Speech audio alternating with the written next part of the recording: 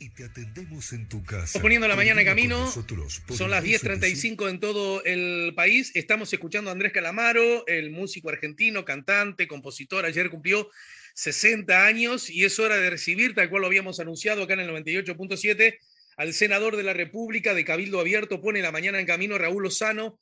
Hola Raúl, buen día, bienvenido. Bueno, muchas gracias por la entrevista, buenos días, muchas gracias por la entrevista y muchas gracias a los que nos están escuchando o nos están viendo. Recién me contaba, no lo vamos a ocultar, que anduvieron de gira política por Salto, ¿no? Es verdad, durante este fin de semana cumplimos con Salto, ya nosotros estamos haciendo giras por todo el interior del país. En esta oportunidad fuimos con el senador, con el líder, el senador Guido Manini Ríos, el senador Guillermo Domenech, quien les habla, y la ministra también Irene Moreira, y el diputado por el departamento de Salto, Rodrigo Albernaz. Allí fuimos a lugares, la idea es ir a lugares pequeños, al interior profundo realmente del departamento de Salto. Fuimos a Biasini, a Itapeví, a Colonia Valentín, a Colonia Rubio, después fuimos allá a una ciudad más grande, o una villa, la Villa Constitución. Estuvimos allí con las autoridades de esas regiones, inclusive que no eran de nuestro partido, en ese caso del Frente Amplio. Y bueno, ¿El alcalde, por ejemplo? Estuvieron los alcaldes, sí. Para contarme, porque me interesa saber del punto de vista del funcionamiento político cómo es la cosa. ¿Ustedes van a una reunión? ¿La hacen dónde, por ejemplo? ¿Al aire libre, en una plaza o en un local, por ejemplo? Bueno, hubieron de las dos. En algunos lugares fueron en locales, en otros lugares fueron al aire libre. Y a esa a la que va el alcalde del Frente Amplio, ¿no? Claro. ¿Dónde fue? ¿Cómo se da? ¿Qué?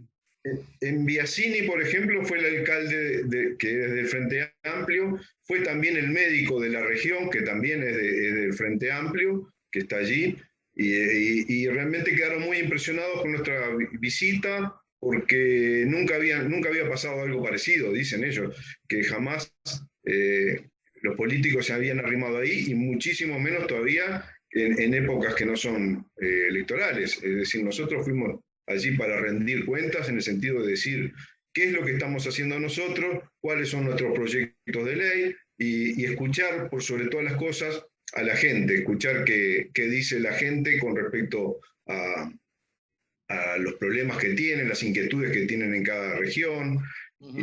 Muchas veces esos problemas van por el lado de que el ómnibus pasa con muy poca frecuencia, de que tienen problemas de las casas, de problemas con las escrituraciones de las casas de Mevir, distintos problemas así de ese tipo, problemas con la policlínica, ese tipo de problemas que la gente plantea. Nosotros tomamos nota, como darle gestión a esos problemas, que son los problemas reales que tiene la gente de esa zona, y nosotros los palpamos en esos cara a cara que hacemos. Este fin de semana tocó Salto, pero ya hemos ido a Flores, a Durazno, a Colonia, a Florida, a San José. Es decir, vamos cada fin de semana, vamos rotando el departamento, y la idea es no ir a las capitales departamentales, que es donde normalmente siempre van los políticos. Nosotros vamos al interior profundo, en esta oportunidad, de cada uno de los departamentos. Esa es la idea. Hablamos también un poco de la ley de urgente consideración. Es la idea de lo que hacemos nosotros en estas reuniones, en pobladitos muy chicos, a veces medio perdidos en el medio de la nada, y que realmente algunos son como desconocidos para el común de la gente, o inclusive que nunca se siente hablar acá en Montevideo de esos lugares. Bien. Raúl, a propósito de lo que decís, dos comentarios, porque no quiero que me gane, en realidad no estaba previsto, yo te lo pregunté de curioso, de chuma nomás, que habías hecho el fin de semana, vos me contaste y ahí siguió la charla. Pero a propósito de esto que vos nos contás, me gustaría dos precisiones. Dijiste en más de una oportunidad lugares a los que habitualmente no van los políticos, en los que los políticos no van. Pero quien me dice esto es un senador de la República, por lo tanto, un político. Quiero decir, le sigue atrayendo a A ver, le sigue atrayendo a Cabildo Abierto a sus dirigentes, bueno, y a vos en particular, tú ya verás, la idea de hacer política con un discurso antipolítica? Quiero decir, esta cosa que vos sugerís, yo no soy político, porque si no, no diría a los políticos como si fueran personas distintas a vos. Buenamente te pregunto, desarrollame esa idea que creo que fui claro en plantearla. Y segundo, se sorprendieron porque estamos lejos de las elecciones, ¿no? Todo eso que dijiste. Y que sé que si me lo decís es porque realmente fue así, ocurrió. No tengo la más mínima duda que me decís la verdad. Pero también te pregunto, bueno, que no hay elecciones más o menos, porque en el primer tramo del año próximo se viene una consulta popular que, si bien tiene que ver con 135 artículos de una ley, huele, cualquier analista lo dice, es como inevitable, huele también a una especie de elección anticipada acerca de cómo el público ve el gobierno. O sea que tampoco tan lejos de la lógica electoral, ¿no? Bueno, te tiré las dos, a ver qué me decís. Bueno, nosotros somos evidentemente en este momento ciudadanos haciendo política. O sea, en este momento sí, hacemos política y somos políticos, digamos, pero somos ciudadanos como cualquiera, los ciudadanos comunes, que vimos que en el país había un amplio sector de la población que no estaba representado por el sector, por el sistema político en aquel momento, y ahí es que surge el movimiento ciudadano artiguista, y que surge Cabildo Abierto, y se forma, y realmente fue como un viento arrollador que llega a las elecciones de octubre del 2019 con 270.000 votos.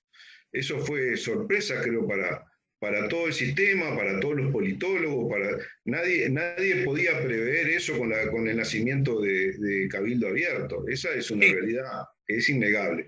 Y gracias a la aparición de Cabildo Abierto también es justo decir que mucha gente se vio representada y vino desde distintos sectores, ya que los votantes de Cabildo Abierto todos votamos a algún partido antes. Sí, obvio, claro.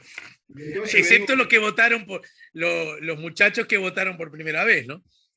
Bueno, excepto ellos, pero en la campaña mismo nosotros vimos que teníamos muchísimos votantes del Frente Amplio, muchísimos votantes del Partido Nacional, del Partido Colorado, que venían y se arrimaban a Cabildo, del Partido Independiente también, que venían y se arrimaban a Cabildo. Y decían, nosotros vamos a depositar el voto en ustedes porque confiamos en ustedes, porque son algo nuevo, estamos un poco cansados de siempre lo mismo, y nosotros, bueno, aparecemos como un partido distinto, que algunos estarán de acuerdo y otros no, eso es la democracia, y nosotros nos expresamos en realidad como nosotros mejor lo sentimos y como respondemos a la gente, que queremos escuchar qué es lo que dice la gente, qué es lo que dice el ciudadano de a pie, cuáles son los problemas que realmente ocupan a los ciudadanos que viven en el interior profundo del Uruguay, porque muchas veces acá en Montevideo se habla del interior profundo sin realmente conocerlo. Nosotros ya desde antes ya lo conocíamos, pero ahora lo estamos conociendo en otro sentido, en la idea de ir a esos lugares y escuchar a la gente, porque eso creo que es lo más importante, escuchar a la gente y seguir lo que para nosotros es muy importante. Es lo que hacía Artigas, obviamente nosotros no nos vamos a comparar con el prócer, pero sí es lo que Artigas hacía en lo que justamente se llamaban los cabildos abiertos. En los distintos poblados escuchaba a la gente y de ahí se actuaba en consecuencia. Nosotros creemos que esa es la forma de hacer política, y por eso nosotros la hacemos así y lo vamos a seguir haciendo. Durante todos estos años vamos a seguir concurriendo a los lugares del interior profundo, vamos a seguir concurriendo también a las capitales departamentales, claro está, pero vamos a seguir escuchando por sobre todo a la gente y diciendo qué es lo que nosotros estamos proponiendo, y bueno, algunas cosas que están en camino, que pensamos que van a ir una rápida, no sé si rápida o no tan rápida, porque ya si no algunas ya tendrían que haber sido votadas, pero bueno, trataremos de que lo que nosotros proponemos siga adelante. Bien, bien. Este solo capítulo no nos daría para bastante, pero quiero abordar otros temas. Pero cortita la otra que te dije, bueno, no están en elecciones más o menos, porque se viene la consulta de la ciudadanía acerca de la LUC, ¿no? Sí, nosotros claro que defendemos la ley de urgente consideración. Nosotros introdujimos muchos cambios en lo que fue esa ley votada, por eso nosotros la defendemos. Nosotros defendemos que el cambio que la población, que la gente votó en octubre de 2019, en gran parte está representado en esa ley de urgente consideración. Hay un cambio de paradigma evidente, hay un cambio de paradigma en lo que tiene que ver fundamentalmente en el capítulo de seguridad, respeto a la autoridad policial, respeto a la autoridad de los padres, respeto a la autoridad de los maestros, respeto a la autoridad de los profesores. Ahí hay un cambio de paradigma que para nosotros es fundamental en lo que es la cultura nacional, ya que hemos visto lamentablemente en los últimos años, creo que cuando éramos chicos nosotros, si uno se portaba mal en la escuela o si uno no hacía los deberes y la maestra lo rezongaba, después resultaba que el papá o la mamá también lo rezongaba. Bueno, ahora ocurre lo contrario. Va el papá o la mamá y le pega a la maestra. Entonces, ¿eso a qué responde? Ese fenómeno responde a esa pérdida de concepto de lo que es el sentido de autoridad. Entonces al policía no se le respetaba, al policía se agarraba un spray y se le pintaba con pintura nomás, y el policía no podía responder. El policía, cuando se enfrentaba a la delincuencia, temía de sacar su arma porque la legítima defensa no actuaba como tal. Se dijo que con todas estas cosas iba a aparecer el gatillo fácil, que los policías iban a salir poco menos que a los tiros por todos lados. Bueno, la ley de urgente consideración se aplica hace más de un año, y sin embargo la misma no ha pasado. Todos esos dramatismos y cosas trágicas que decían que con la ley de urgente consideración iban a pasar, no han pasado. Entonces la defendemos porque defendemos también en el régimen de adopciones, que se aceleren los plazos para las adopciones, defendemos también en la parte de la educación,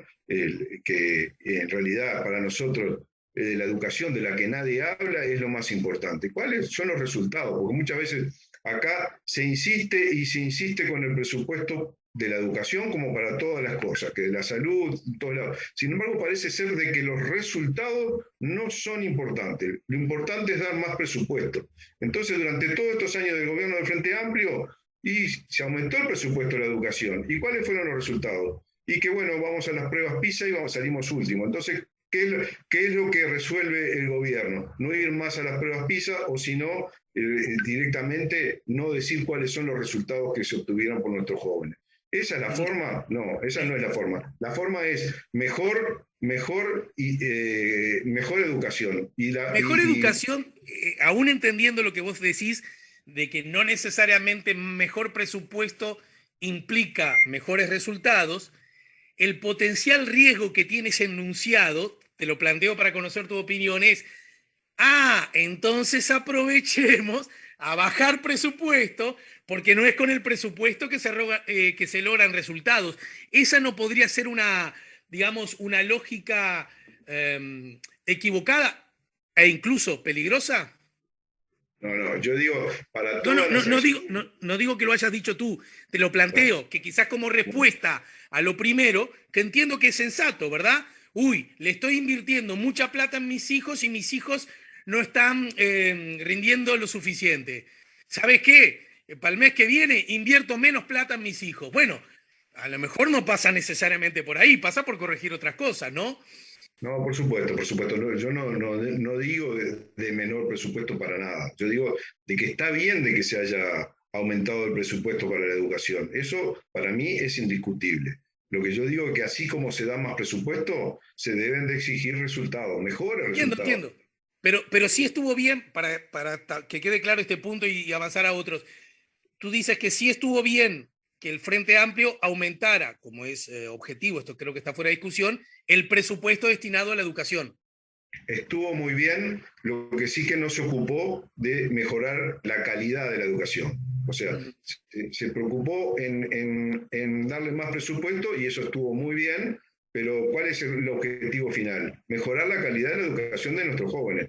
¿Y qué es lo que se logró? Y que cada vez menos jóvenes terminaban la secundaria, que los pasaban de curso sin tener el nivel mínimo necesario para pasar de curso. Entonces, para la estadística eso les empezó a dar bien, pero en realidad los resultados no eran reales. Eso es lo que nosotros discutimos y por eso pensamos de que la educación es muy, pero muy importante, porque con la educación es que se va a mejorar la calidad de nuestra mano de obra, de nuestro trabajo, se va a mejorar la parte de seguridad. O sea, hay muchísimas patas, digamos, que van enganchadas a lo que es la educación. La educación para nosotros es primordial y es muy importante, pero no es solo decir más presupuesto, es más presupuesto sí, pero mejores resultados también. O sea, lo importante son los resultados en este caso, mucho más que preocuparnos tanto de decir siempre más presupuesto, porque uno tiene que decir más presupuesto, pero ¿para qué? ¿Para qué programa? ¿Qué cambio vamos a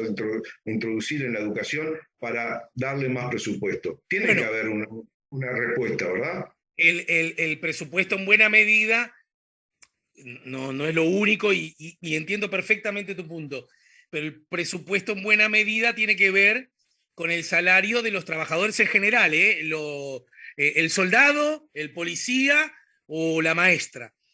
Y da la impresión que una forma de jerarquizar la función cualquiera en Alemania, en Portugal y en Uruguay es que los trabajadores, y en especial aquellos que tienen una profesión específica y tan importante como vos mismo lo estás trayendo, tengan salarios importantes. A propósito, lo uno con lo otro, no es de recibo, mirá vos, estoy charlando de estos temas, y quería conversar de otros, pero bueno, así son las charlas.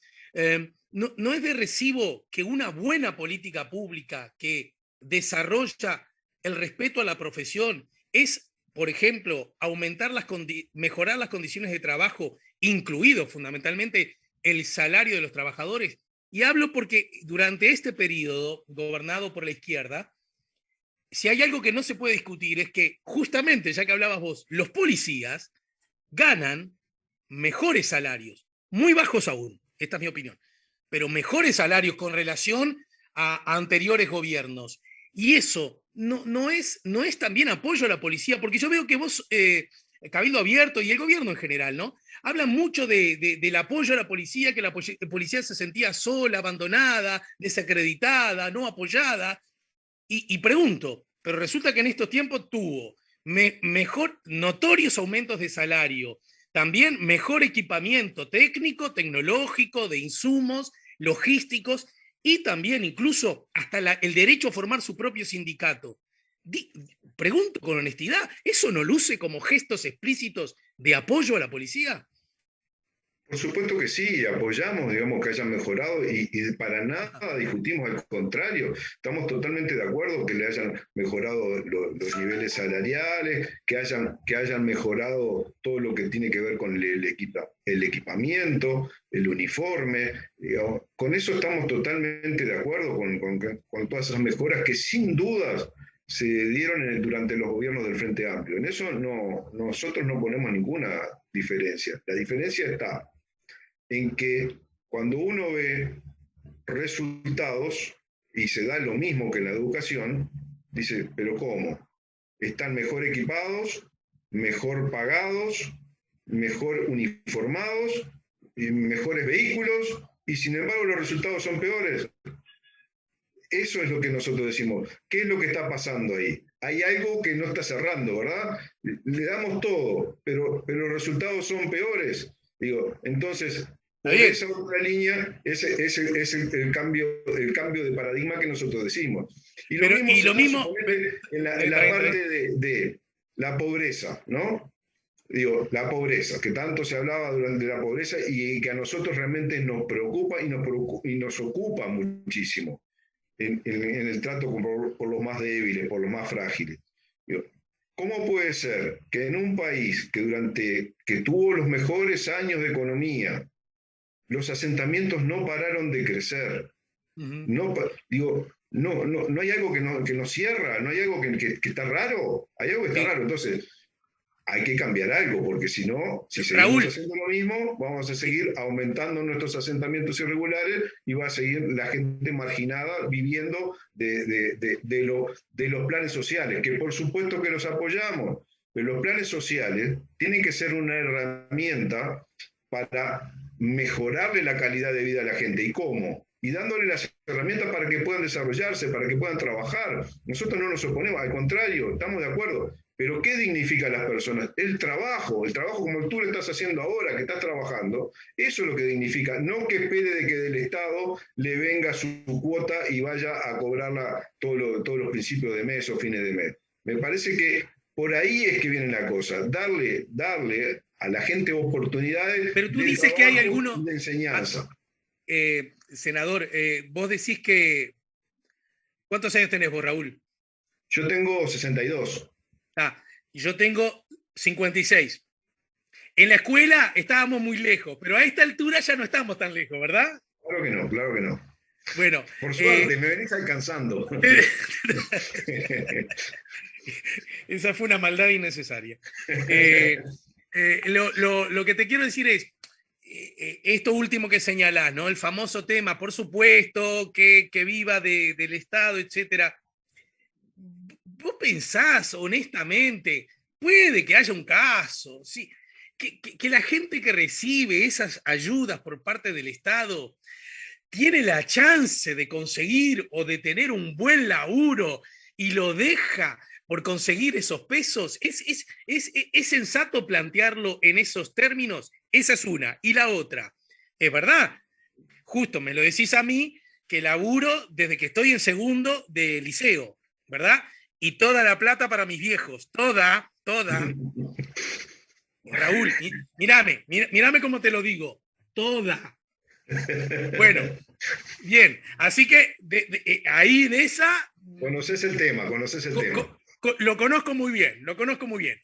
Aún así, me obligo a preguntar, más allá de eso, también el Estado, entre sus obligaciones, es evitar, bajo cualquier circunstancia, que ninguno de los nuestros viva bajo la línea de la dignidad básica humana, ¿verdad? Las personas no tienen que vivir ni entre el barro, ni entre el pichín, ni entre la caca, ni hacinados, ni presenciando toda forma y clase de violencia. Y bueno, y para eso tiene que entrar el Estado, para cambiar eso. Porque si esperamos por la generosidad del derrame del mercado, la corremos de atrás. ¿O no, Raúl? Totalmente, 100% de acuerdo con lo que estás diciendo. 100% de acuerdo. Digo, y para eso, ¿qué es lo que hay que hacer? Generar trabajo. ¿Y generar trabajo cómo? Y con inversión. Inversores nacionales, internacionales. Nosotros no nos oponemos a la inversión, al contrario, eso es lo que genera puestos de trabajo. Esos son los puestos de trabajo genuinos. El Estado tiene que ser, sí, el poncho de los pobres, como dicen, y en momentos difíciles dar respuesta a los pobres o a los más sumergidos o a los más, si se quiere, los más débiles. Pero a lo que yo voy es que en el tema, por ejemplo, de los planes sociales, que desde un principio estuve muy de acuerdo en el primer gobierno del Frente Amplio con los planes sociales, pero se quedaron que los planes no eran planes, en realidad eran dar una ayuda, pero no era, desde mi punto de vista, darle herramientas para que despegaran, sino que era para que vivan de los planes. Y entonces ahí se crea una situación diabólica, si se quiere, en la cual la gente depende del Estado. Entonces, y que el Estado está representado en cierta forma por el gobierno. Y el gobierno entonces los deja en una situación de mucha debilidad, en la cual, por su propia debilidad, esas personas dicen, y si estos se van y vienen los otros y nos sacan los planes, entonces eso es macabro pensar así, ¿no? Es macabro. Para mí lo que debe ser es justamente el Estado debe darle oportunidades, debe darle herramientas para que esas personas trabajen y se desenvuelvan en la vida. Esa es la situación. Si no quieren trabajar, y van a vivir de los planes, y eso los va a sacar de la pobreza, jamás los va a sacar de la pobreza, los va a sumergir en la pobreza, van a vivir de esos planes toda la vida, ¿sí? Sumergidos en la pobreza. Y eso no puede ser. Que sea una elección personal, quizá, bueno, es su propia elección, pero que no sea porque no puede conseguir un trabajo, ¿me entendés? Igual, Raúl, viste que todos los uruguayos, todos, los que votaron a este gobierno, los que no votaron a este gobierno, los que a veces votan a unos y a veces votan a otros, todos descubrimos o mejor dicho, vimos el año pasado, cuando el Estado, a través de las intendencias, llamó a que las personas se anotaran por unas horas de aquel famoso instrumento del trabajo solidario, por unas horas, por unos pocos días, y decímelo, porque yo creo que con esto vamos a estar de acuerdo yo, por unos muy poquitos pesos, estamos de acuerdo también, ¿no? Muy poquitos Totalmente. pesos, y sin embargo se desbordó el número de personas anotadas. Por lo tanto, esa idea que siempre subyace de que la negra, no digo que lo hayas manifestado vos, que la negrada esta atorranta y bandida no quiere laburar y la mar en coche, eso no, a mí no me da con los números, porque por un salario que vos y yo sabemos que más bien era una ayuda, lo entiendo, y fue un esfuerzo del Estado, lo entiendo, no me cuesta nada decirlo, pero también sabemos que es pancito para hoy y hambrecita para mañana, porque no alcanza para nada. Hasta ahí estamos de acuerdo, ¿no, Raúl? Totalmente, 100% de acuerdo con todo lo que dijiste. La gente fue, pero en tropel a anotarse, en tropel, quedó y miles afuera. Entonces esta idea de que esto de acá abajo, en realidad están abajo porque quieren, porque son unos bandidos o porque no sé cuánto, no tienen hábito de trabajo, yo qué sé, yo la discutiría un poco, ¿no? Bien, cuando se dieron ese plan que nosotros votamos en el Parlamento y lo votamos realmente sumamente convencido, ¿no? que, que era poco dinero sin lugar a dudas, pero era una ayuda. Estábamos en momentos especiales, ¿no? En plena pandemia, en el cual hubo evidentemente una pérdida de trabajo, y ahora llegó el momento, entendemos nosotros, que para el cual ya el Estado tendría que haber trabajado y ha trabajado para la post-pandemia. Ahora es el momento de la explosión en cuanto al aspecto laboral, porque si se quiere avanzar económicamente, tiene que haber más trabajo. Entonces, Quédate ahí, Raúl, quédate ahí. Te sigo. ¿Viste que sí, vos me dijiste estoy de acuerdo contigo? Bueno, ahora yo te digo a sí, vos. No le importa a nadie, pero igual te digo, no, no me tiembla nada. Estoy de acuerdo contigo. Desde bien. esa perspectiva, ¿vos ves la puertita más o menos abierta para que la gente genuinamente consiga ese trabajo honorable, honroso, que le permita llevar el sostén a su familia, a sus hijos, para que puedan educarse y superar una generación a la otra y volvernos cada vez más prósperos, no solo materialmente, sino emocionalmente? ¿Vos advertís que eso está a mano? ¿Vos lo estás percibiendo? Yo lo que veo es que los números no dicen eso. Y la inversión pública con relación a esto que tú estás señalando, más bien que no está siendo un motor que muchos reclaman, incluso algunos de pensamiento ortodoxo liberal, que debería estar siendo utilizado. ¿Tú qué pensás al respecto? Yo veo que, digamos, no es lo que yo veo, sino que dieron ciertos números ahora como que están mejorando, que en la parte del empleo, y eso según lo que dicen los números, yo percibo en la calle algo, quiero ser claro, que yo percibo en la calle algo un poco distinto, pero veo los números están dando que estamos en la situación ya pre-pandemia, o sea, 2019.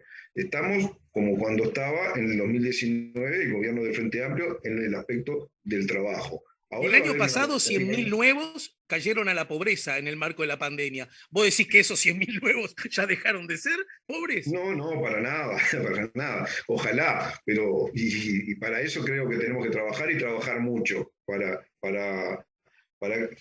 creo que nadie quiere pobres, por lo menos nosotros por supuesto que queremos que todo el mundo tenga una vida digna, que tenga su techo digno, que tenga su trabajo digno, que tenga su educación digna. En eso creo que estamos de acuerdo contigo y creo que con la gran mayoría de la gente. Digo, si en Cabildo Abierto hay alguien que no es solidario con los más débiles, con los más frágiles, se equivocó de partido, que vote otro partido que no vote a Cabildo Abierto. Nosotros, nuestra principal o una de las dos patas primordiales para Cabildo Abierto, como principios artiguistas que seguimos, es que los más débiles sean los más privilegiados, que los ayudemos en el sentido que se puedan desenvolver en la vida, y después lo que tiene que ver con la soberanía y autonomía de los pueblos. Es decir, para nosotros no nada debe de estar por encima de lo que es nuestra Constitución Nacional, porque eso es lo que dice nuestra Constitución Nacional en su artículo 4, ¿no? La soberanía radica en la nación, es ella la que debe hacer sus leyes. O sea, para nosotros no es válido que ningún organismo internacional, por ejemplo, venga a dictarnos a nosotros qué debemos hacer.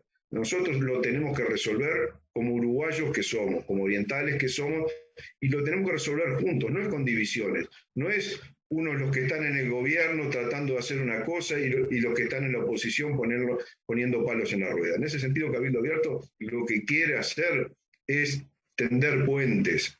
No, nosotros no queremos un divisionismo, una fractura, una grieta, como se dice, como lo vemos hoy en la Argentina. Nosotros no queremos eso para el Uruguay. Nosotros queremos realmente salir de esta situación difícil. El país ha pasado por situaciones mucho más difíciles que esta, pero bueno, en esta situación que estamos difíciles, salir todos juntos, no salir divididos. Digo, salir como orientales. Y bueno, nosotros lo demostramos. Bueno, recién te comentaba que en los distintos encuentros cara a cara con la gente, estaban los alcaldes del Frente Amplio allí presentes, concejales presentes, con la oportunidad de que se manifestaron ellos también en esas reuniones. Bueno, creo que con los hechos nosotros demostramos lo que estamos diciendo. Esas son para nosotros nuestra política, nuestra forma de hacer política, de ciudadanos haciendo política. Es eso. Te propongo lo siguiente, brevísima pausa, mirá que tengo claro tus compromisos, no temas por eso, bien. una brevísima pausa, porque quiero que hablemos, mirá, mal o bien, y no por responsabilidad tuya, no estoy haciendo una picardía. Yo creo que ya está.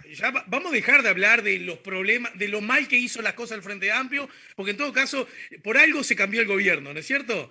Vamos a hablar de la hora, vamos a hablar del hoy y vamos a hablar del mañana. Y vamos a hablar de algo que ya te lo he planteado en otro lado, ¿verdad? Así que no, me siento tranquilo en hacerlo. ¿En qué medida te sentís vos partícipe de este gobierno cuando, entre otras cosas, el ministro dice que se les olvidó comentarle esto del acuerdo con Catoen Natí porque están muy ocupados en los temas del gobierno? A la pucha. Y yo pensé que Cabildo Abierto estaba en el gobierno. Entonces ahí yo advierto por lo menos cierta contradicción. ¿Lo vemos rapidito luego de la pausa? Claro que sí, vamos a ver. Gracias, Lozano. Estamos conversando con el senador Raúl Lozano, senador de Cabildo Abierto. Nos ayuda a poner la mañana en camino. Ustedes también a través de el 099-894-987 y también a través de nuestra cuenta en el canal YouTube La Mañana en Camino, nuestro chat habilitado para eso. Ya venimos.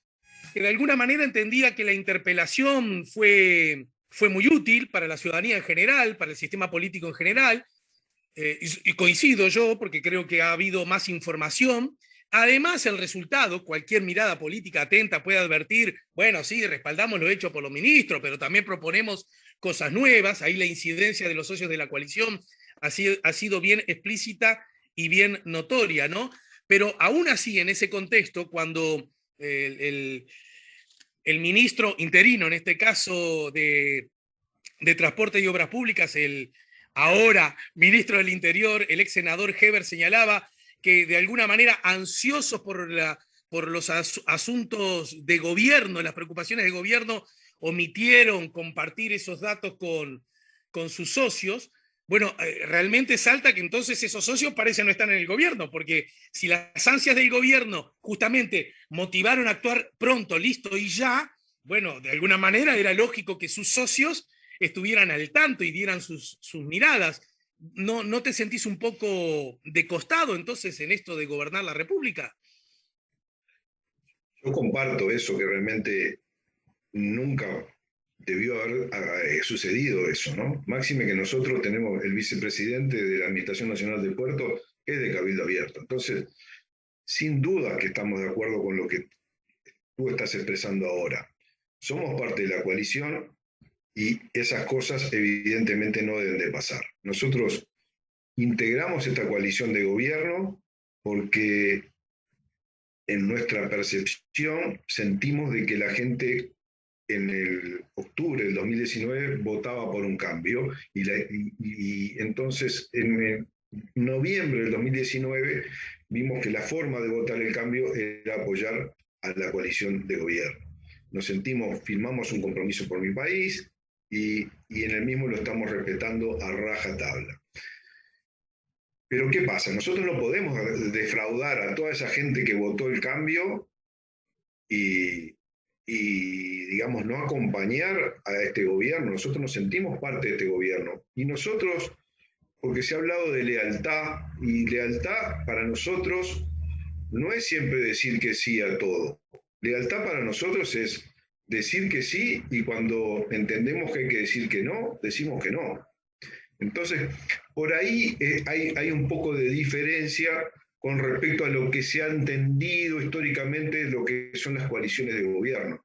Nosotros cuando algo no estamos de acuerdo lo expresamos. ¿Y eso es ser leal o desleal? Eso es ser leal para nosotros, desde nuestro punto de vista. Hay quienes dicen, no, nosotros somos los más leales El Partido Colorado. Sí, bueno. No, pero porque además así. es notorio que cada vez que habla, y en particular Sanguinetti, señala, nosotros somos los socios leales, cualquiera puede entender que los que no son leales son ustedes. Bueno, con todo respeto por él, nosotros entendemos la lealtad con otro ángulo, digamos. La lealtad es expresar siempre lo que uno siente y lo que uno piensa. No es pasarle la mano a favor del pelo a nadie y no es decirle todo que sí. Eso es lo que nosotros entendemos por lealtad. Cuando nos tenemos que oponer, y bueno, nos oponemos. Digo, cuando vemos que hay cosas distintas o puntos de vista distintos y nosotros estamos convencidos de eso, y lo vamos a seguir diciendo. Digo, no, en eso nosotros no decimos, ¿somos parte de la coalición? Por supuesto, somos parte de la coalición y la apoyamos y somos leales a la coalición, pero con esa, creo que pequeña o capaz que no tan pequeña diferencia que como lo decía el expresidente Está bien, Sanguinetti. esa diferencia la entiendo, pero permitime en los hechos, no veo que haya mucho cambio, porque volviendo al tema del contrato con Catoen Nací por medio siglo, Raúl, a cualquiera le hace ruido hacer un contrato entre 4 personas por medio siglo, a cualquiera, ¿o no? Sí, por supuesto, nosotros eso no Bien, estamos de acuerdo. lo que yo quiero decir es, está bien, ustedes entienden la lealtad de otra manera, pero, y dicen, no me parece bien, pero no me parece bien cuando, ya que hablamos de puerto, el pescado está vendido, porque en realidad no cambia nada, o cambió algo. Y nos enteramos cuando fue hecho consumado. Lo mismo pasó con UPM2, vamos a decir las cosas como son. Y también fue un contrato por 50 años. O sea, lamentablemente es una situación que a nosotros ponemos objeciones, que se dio y se repitió la misma situación. Eso es así. Está bien. Otra vez hablando del Frente Amplio, está bien, pero me gusta esto. Convengamos que igual que no es exacta, a menos que me corrijas, y si me corregís, sabes cómo me voy al gol, sin problema ni trauma ninguno. No es exactamente lo mismo, porque en realidad nada impide al Uruguay que tenga UPM1, UPM2, Chucuchuco 7, es decir, plantas de celulosa puede haber 72, operadoras en el puerto exclusivas y de monopolio ahora y privada quedó una sola. No es exactamente lo mismo, ¿se entiende, no? La diferencia, por lo menos esa. Sí, no es exactamente lo mismo. Aparte, Bien. el puerto para nosotros tiene un fin estratégico y geopolítico fundamental. El puerto, como decía yo el otro día en el otro programa, ¿verdad? En esta boca es mía, que nos vimos, sí, que nos el puerto, ¿no? El país nació con el puerto, entonces el puerto para nosotros es muy, pero muy importante y por eso si tenemos diferencias las expresamos. Lamentablemente el momento de expresar la diferencia fue cuando ya el acuerdo estaba firmado y bueno, ahora tenemos que tratar y propusimos igual medidas a introducir en este acuerdo, tipo adendas, para modificarlo, para mejorarlo en distintos aspectos que entendemos nosotros debe ser mejorado.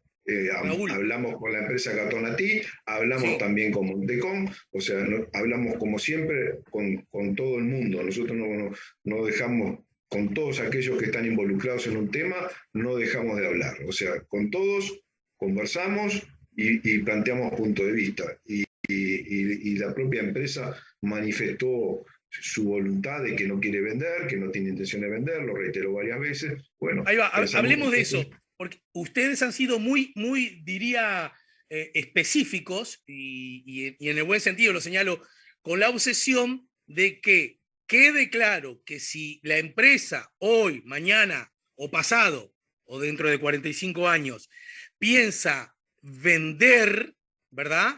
Que cuente con el aval del Estado. Hasta ahí voy bien, ¿no es cierto? Perfecto. Significa que si ustedes quieren que eso se agregue, si hay algo que necesita ser agregado, es porque ese algo no está. Por lo tanto, hoy día, y de acuerdo al documento, contrato vigente, la empresa puede vender el puerto con la importancia que vos acabas de decir, sin el aval del Estado.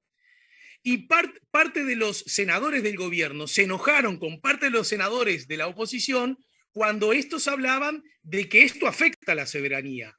Pero a ver, si una empresa puede vender que tiene monopolio, puede vender la operativa del puerto sin la presencia del Estado, obviamente es perder soberanía. Raúl, ¿sí o no?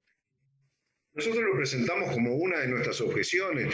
El senador Domenech las detalló cada una de esas objeciones que tenemos nosotros. Y nosotros no dejamos de decir lo que pensamos y por eso es que proponemos hacer esa adenda y otras más, digamos, en el sentido de mejorar lo que fue el contrato ya firmado con esta empresa, con TCP, ¿verdad? 80% de Catonatí, un 20% del Estado, pero la idea es mejorar como se hizo con UPM. No dicen, no, ya se firmó el acuerdo, ahora no se puede mejorar nada. ¿Y cómo con UPM2 se pudo mejorar algunos aspectos? Entonces, ¿por qué no se puede mejorar también con la empresa TCP? Bien, bien. Te despido porque tenés otros compromisos, lo sé, y no quiero ser descortés contigo ni con los otros colegas porque creo que se trata de otros colegas. Pero para terminar, déjame, vos hablabas hoy de que a veces el sistema funciona mal y a veces funciona bien, y vos señalabas la importancia que en reuniones que ustedes propiciaron hubiese en poblados chicos abandonados para la mayoría de los uruguayos desconocidos de Salto, hubiese, por ejemplo, alcaldes del Frente Amplio, médicos connotados del Frente Amplio. Eso me lo dijiste, ¿no? Pregunto, Sí, esto que sí. vos me estás diciendo ahora, esto que lograron aparentemente abrir una rendija, una puertita como para modificar, para bien, según ustedes, el contrato que no luce como algo favorable, por lo menos en muchas líneas. Esto ocurre porque el Frente Amplio convocó a una interpelación. Si eso no hubiese ocurrido, entonces marchábamos aún más al espiedo, según la mirada de Cabildo. Cabildo no pudo haber actuado por sí solo ante sí en el marco de ser socio del gobierno para que esto se desactivara. ¿Necesitaba de una interpelación del frente? Vamos por parte, digo. Yo no digo de que el acuerdo no debió haberse hecho. El acuerdo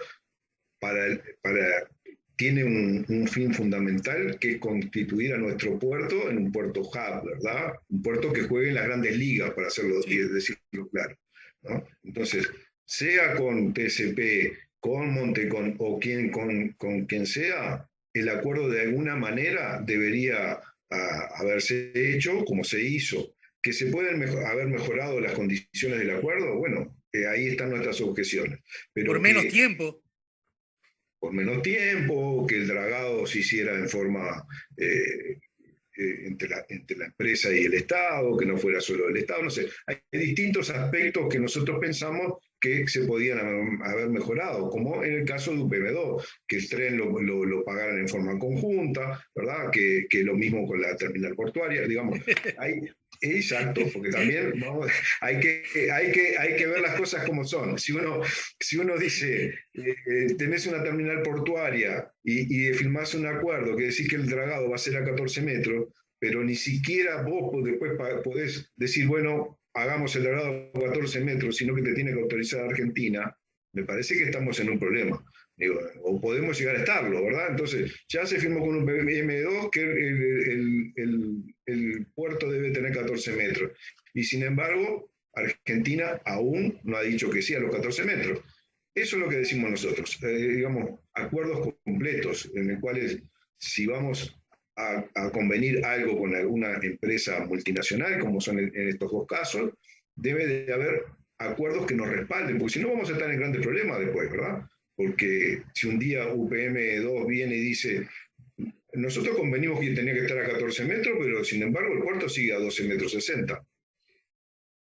vamos a estar en un problema, ¿verdad? Entonces, es a eso, mejorar las condiciones de los acuerdos. Pero bueno, no sé si he sido claro, pero por ahí vamos. Bueno, pero pará, entonces, si paso raya, yo le puedo decir, yo qué sé, a mi tío abuelo, mentira porque ya no vive, pero bueno, me gusta jugar con esa idea, le puedo decir a mi tío abuelo que terminó siendo útil, no para Cabildo, no para los herreristas, no para el Partido Colorado, no para el Frente Amplio, sino para la marcha de la República, la democracia y la soberanía, terminó siendo buena la interpelación que promovió el Frente Amplio. Yo creo que sí, fue buena en el sentido de que todos logramos de alguna forma ilustrarnos y tomar conciencia de la importancia que tiene el puerto y el por qué el haber hecho un contrato que se le pueden introducir modificaciones, cambios o lo que sea, pero o podemos tener puntos de vista distintos de que debería haber sido mejor en esto o en lo otro, pero la importancia de que era necesario para el puerto de Montevideo hacer un contrato que lo proyectara al futuro, pero que no se quedara estancado. Bien. En tu condición de militar te digo que tengo un arsenal de temas para hablar contigo, la seguimos más temprano que tarde, ¿sí?